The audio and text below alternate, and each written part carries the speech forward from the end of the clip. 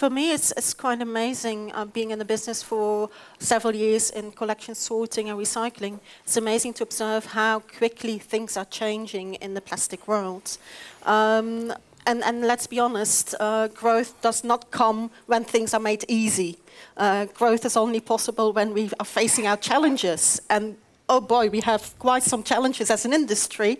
And it starts with packaging and packaging plastics. There are a lot of new legislations that have come about. Looking from the European strategy on plastics, we have the revised packaging, the Waste Framework Directive, packaging waste directive, the sub-directive, and they're all focusing on plastics. We have to increase collection. So looking at ways of increasing collection immediately come also at looking what is already available in our collection systems today. And what is in there, how can we use it better?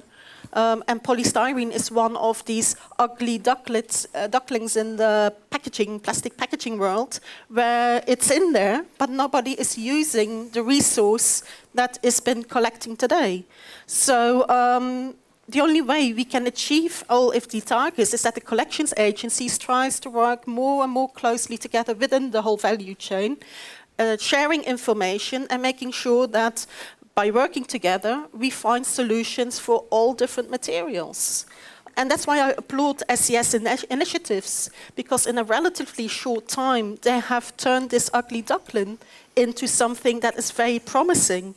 So yes, I'm happy to be in this initiative and see what will come out of that. Collection is, of course, key, and it's not a new concept. All countries have at least one system whereby you can collect plastics.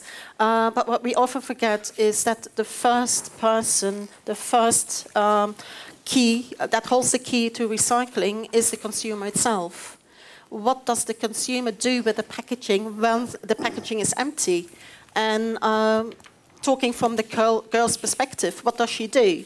Well, what we see is that consumers are very conscientious when it comes to bulky and heavyweight packaging. But when it comes to small items and very lightweight items, and especially dairy products that are smelly when they are left in the bin, they don't always find their way in the selective collection.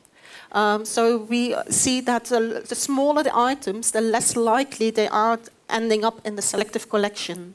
So that's why, again, focusing on better communication, explaining what we do in terms of collection is already one. And the second part is, of course, sorting. Jurgen already explained sorting. It is possible to sort out polystyrene in a very high quality.